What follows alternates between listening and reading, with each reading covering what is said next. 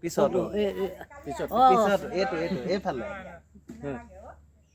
দেখি আছো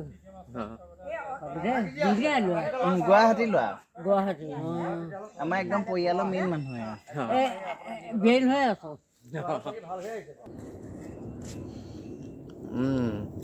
ইয়াত মিঠা আজিলৈ অকল বজাৰৰ পৰাহে কিনি খাইছিলোঁ আজি প্ৰথমবাৰ এনেকৈ খাইছোঁ বহুত মিঠা হয়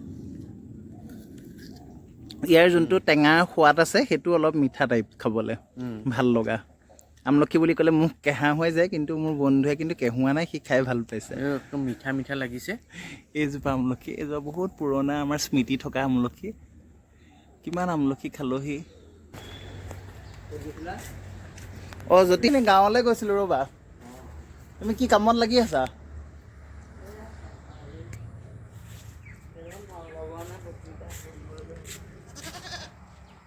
এতিয়া আমি দেৰি নকৰোঁ আমি গাঁও চালোঁ মই আৰু মোৰ বন্ধু যতীন মোৰ লগৰ হয় জাষ্ট এনেই গাঁৱৰ সলনিবিলাক চাবলৈ মন লাগে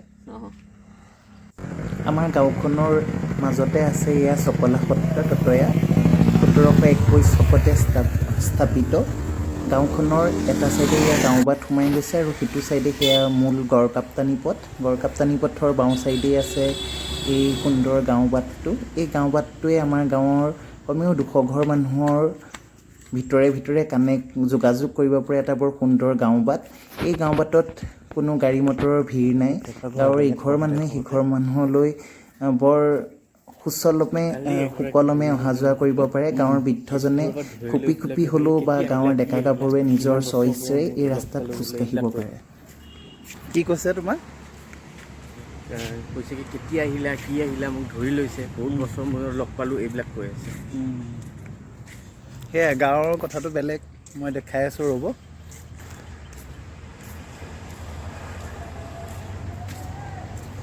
শিলিখা গছতে দেখাই দিব পাৰিলে আমলখি গছ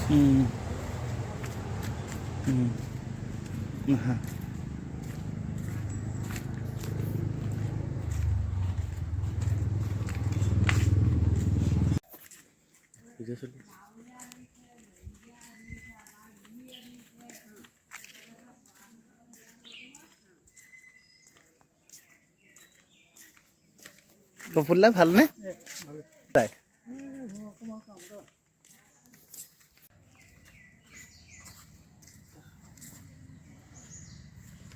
কিশোৰ গুৱাহাটীৰ পৰা গাঁৱলৈ আহি অভিজ্ঞতা কেনেকুৱা বঢ়িয়া ইয়াতে এনেকৈ বুটলিব পাৰিছোঁ আমলখিও বুটলিলোঁ অলপ আগত শিলিখা বুটলি আছোঁ ফ্ৰেছ নাপায়েই খাবলৈ মোৰ বন্ধু গুৱাহাটীৰ পৰা আহিছিলে মোৰ লগত আহি সি এতিয়া আমাৰ গাঁৱৰ ৰাস্তাত ঘূৰি ফুৰিছে এজোপা বাঁহৰ তলত আৰু এইফালে ওপৰলৈ এজোপা দেখিছে এজোপা শিলিখা আছে আৰু তলত সি শিলিখা বুটলি আছে মানে আমি গাঁৱৰ এতিয়া আমেজটো লৈ আছোঁ বৰ ভাল লগা চাওঁ কিমান শিলিখা পালা এইয়া বহুত ধুনীয়া ডাঙৰ শিলিখা গাঁৱত ঘূৰি ফুৰা আমেজটোৱে বেলেগ আৰু বন্ধুৱে নিজে কৈছে সি ইয়াৰ যোনটো সতেজতা সি সেইটো বহুত ভাল পাইছে বা প্ৰত্যেকখন গাঁৱেই এনেকুৱা ধৰণৰ হয় অসমৰ প্ৰায়বিলাক গাঁৱেই একেই তথাপিতো মই মোৰ নিজৰ গাঁৱৰ কাৰণে গাঁওখনৰ বাটটো দেখুৱাইছোঁ প্ৰত্যেকখিনি দেখুৱাবলৈ অসুবিধা হোৱা স্বত্তে মই যে এনেকৈ যে ভিডিঅ' এটা দিছিলোঁ এটাজনীও এনেকৈ দিছে গমেই পোৱা নাই যে মই পিছফালে আছোঁ এয়া এপাহ তেজ ৰঙা ফুল এজোপা বৰ পুৰণা আম গছ ইয়াৰ তলতে মোৰ শৈশৱৰ বহুতা বছৰ পাৰ হৈছিল স্কুলৰ পৰা আহি স্কুললৈ যোৱাৰ আগত বিভিন্ন পচন্দ বতাহৰ শেষত এই আম গছজোপাৰ তলতেই দৌৰি আহিছিলোঁ আম গুটি বিচাৰিবলৈ বা আম খাবলৈ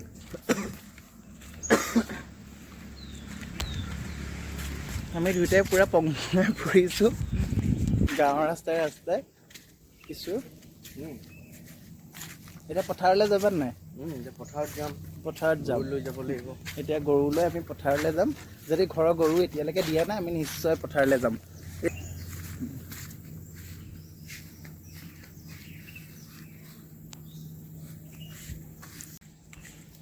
গাঁওখনৰ সোঁমাজতে অৱস্থিত বুলি ক'লেও বেয়া নহয় এইজোপা বহুত পুৰণা এজোপা বেলগছ আমাৰ গাঁৱৰ পৰিচিত এটা পদূলি এয়া আমাৰ দেওঘৰ সৰুৰ পৰা আমি দেও বুলি মাতোঁ সেই দেউৰে পদূলিত এজোপা ধুনীয়া বেলগছ, বেলৰ তলত এয়া তেওঁলোকৰ শাক পাচলি।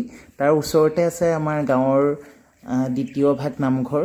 দুভাগ নামঘৰে গাঁওখন যি এটা পূৰ্ণ পৰ্যায়ৰ প্ৰদান কৰিছে, তাত আমি সদায় নতশিৰে সেৱা জনাওঁ।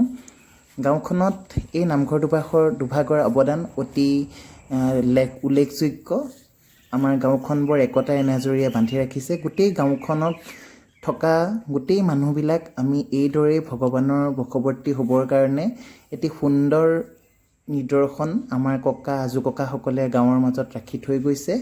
এই দীঘল পদূলিবিলাকৰ অন্তৰালত লুকাই থকা ককা আজু ককাহঁতৰ মুখবিলাক আজিও অনুভৱ কৰোঁ আৰু মনটো গৰ্বেৰে বা আনন্দৰে ভৰি পৰে।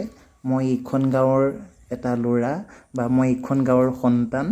এই গাঁৱৰ ধূলি বালি মই গচকি ডাঙৰ হৈছিলোঁ আৰু ভগৱানে এই গাঁৱৰ ধূলি বালিতেই মোক এদিন বিলীন কৰিব। গাঁওখনৰ যেনিয়ে চাওঁ এটা বৰ সুন্দৰ ভাল লগা পৰিৱেশ। এয়া ৰঙা টেঙা মৰা নে বগা টেঙা মৰা গুটি লাগি আছে। এইখিনি দালিত দি খাবলৈ বৰ ধুনীয়া। গোবৰ সাৰ আৰু পলসত ডাঙৰ হোৱা এইবিলাক গাঁৱৰ থলুৱা শাক পাচলি আমি সদায় খাওঁ আৰু এনেধৰণে ডাঙৰ হৈছিলোঁ। সেইবিলাক পৰিৱেশ এতিয়াও ইয়াত আছে। এয়া বাৰীৰ শাক পাচলি, পালেং, নতুনকৈ হোৱা পালেং, মূলা। গাঁৱৰ ঘৰৰ মানুহবিলাকে বজাৰৰ কোনো প্ৰয়োজন বোধ নকৰে আৰু এনেধৰণেই খাদ্য পাচলি যোগাৰ কৰে দৈনিক জীৱনৰ কাৰণে। আৰু এইটো যে দেখিছে, এইটো হৈছে আমাৰ গৰুক খেৰ দিয়া এটা গঁৰাল। ইয়াতে গৰুক খেৰ দিয়ে বাৰিষা খৰালি। এইটো এটা খেৰৰ ভঁৰাল। গাঁৱৰ ৰাস্তাৰ কাষতে আছে এটা খেৰৰ ভঁৰাল, তলত গৰু বান্ধে। এনেধৰণে গাঁৱৰ পৰিৱেশ, গাঁৱৰ ৰাস্তা, এই গোটেইটো এটা সামঞ্জস্য থকা পৰিৱেশ। ৰাস্তাৰ কাষে কাষে সেয়া কল ওলমি আছে, এটুকা এটুকা কল, সেইটো এটা বৰটেঙা। এনেধৰণে গোটেই গাঁওখনৰ যোনটো মনোমোহা পৰিৱেশ আজিও একেই আছে। আজিৰ পৰা ঠিক 20 বা 30 বছৰৰ আগত মই দৌৰি ফুৰা গাঁওখনৰ পৰিৱেশ সেই একেই আছিলে। নামঘৰৰ পদূলিয়েই হওক বা ৰংঘৰৰ খেলপথাৰেই হওক, সকলোবিলাকতে সেই একেই পৰিৱেশ মই আজিও দেখা পাইছোঁ। এয়া গাঁৱৰ বৰ নামঘৰ ভাগ, দুফালে দুভাগ মূৰ্তিৰ সৈতে এতিয়াও গহীন গপচকৈ গাঁওখনৰ সোঁমাজত বহি আছে আমাৰ গাঁৱৰ বুঢ়া নামঘৰ ভাগ।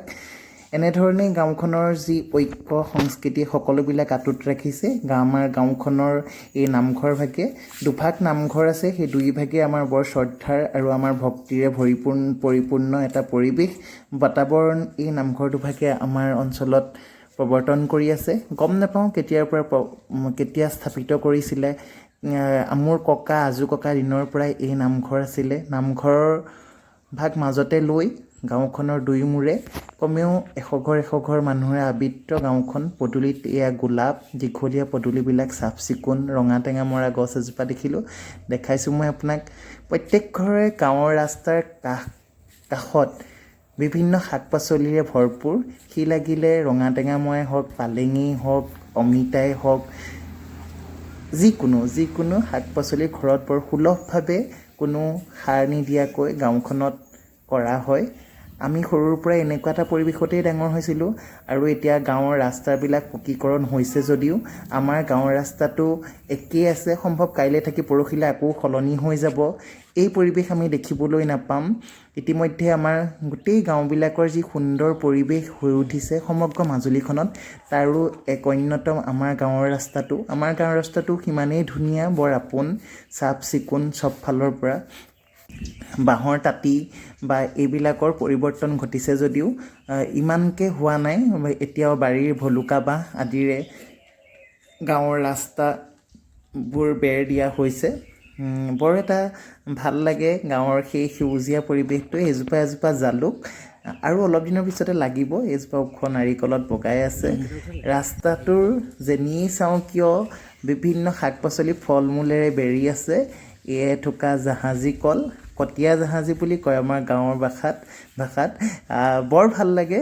আমি যিমান হয় আপোনালোকক দেখাবলৈ গৈছোঁ। মোৰো হাতত সময় কম আছিলে, তথাপিতো মই যিমানখিনি পাৰোঁ মই আপোনালোকক দেখাইছোঁ। দীঘল এই গাঁও বাটটো, বাঁহৰ টাটি, সেই টাটিৰ কাষত থকা বিভিন্ন শাক পাচলি, সেই চিনাকি মানুহৰ ঘৰবিলাকৰ মুখৰ ৰঙা নীলা হালধীয়া ফুলেৰে আবৃত দীঘলীয়া বাটবিলাক। আজিও যেন তাতে বিৰাজমান হৈ আছে আমাৰ সেই মিলা প্ৰীতি, আমাৰ সেই গাঁৱৰ ইঘৰে সিঘৰক চিঞৰ এটা মাৰি মাত বোল কৰা পৰিৱেশ। কিশোৰ কেনেকুৱা লাগিছে? আৰু আছে বহুত দূৰ আমি খোজকাঢ়িলোঁ। কিশোৰ আৰু আগলৈ যাবা নে কি? এইফালে আগলৈ যামনে? আৰু আগলৈ যাওঁ আৰু অকণমান চাই লওঁ, গোটেই গাঁওখন আজি চায়ে যাব লাগিব। মোৰ বন্ধু আৰু অলপ আগলৈ যাম বুলি কৈছে, আৰু অলপ চাই যাওঁ যিমান দূৰ পাৰোঁ।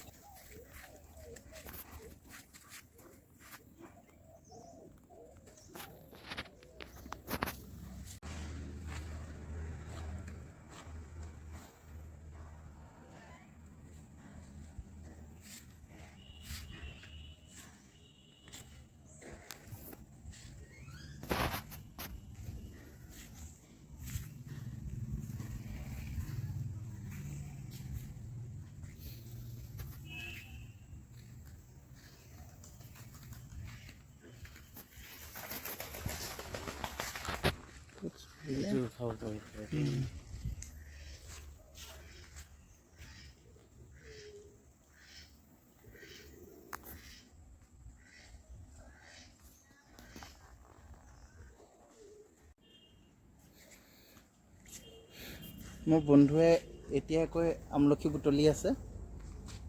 এজোপা বৰ পুৰণা আমলখি। পাইছা আমলখি? আমলখি পালোঁ, সেইখিনি এতিয়ালৈকে বুটলিছোঁ, আৰু বুটলিব আছে, বহুতখিনি আছে। এইজোপা আমলখি বহুত টেষ্টি আমলখিকেইটা খাবলৈ। মই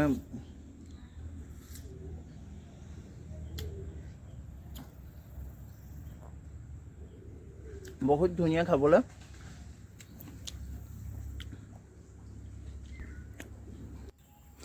অসমৰ বিভিন্ন গাঁও ভূঞিৰ দৰেই আমাৰ মাজুলীৰ গাঁওবিলাকৰো গাঁও বাটবিলাক বা সেই গাঁও বাটৰ চাৰিওকাষে থকা বিভিন্ন ফল মূলৰ পৰা ধৰি শাক পাচলিলৈকে ভৰপূৰ ৰাস্তাৰ কাষৰ গাঁও বাটবিলাকে আমাক সদায় আকৃষ্ট কৰে। এয়া জালুক আপোনালোকে প্ৰত্যেক ঘৰতে দেখিছে। এটা বৰ ভাল লগা, এটা বৰ ভোগালীৰে পৰিপূৰ্ণ সেই গাঁৱৰ ৰাস্তাবিলাকৰ চাৰিওকাষে থকা পৰিৱেশবিলাক। ইয়াতে নিৰ্ভৰ কৰি গাঁৱৰ মানুহবিলাকে নিজৰ উপাৰ্জন নিৰ্ণয় কৰিবও পাৰে আৰু নিজে চলিবলৈ হয়। এয়ে আমাৰ শুৱনি গাঁও, শুৱনি গছেৰে ভৰা, কেতিয়াও পাহৰিব নোৱাৰা এক মিঠা মাদকতাৰে মোৰ ভিডিঅ'টো সামৰিছোঁ। আপোনালোকে আগলৈকে এনেদৰে চাই থাকিব। সকলোলৈকে ধন্যবাদ। মোৰ ভিডিঅ'বোৰ আগলৈকে চোৱাৰ বাবে সকলোকে অনুৰোধ জনালোঁ। ধন্যবাদ।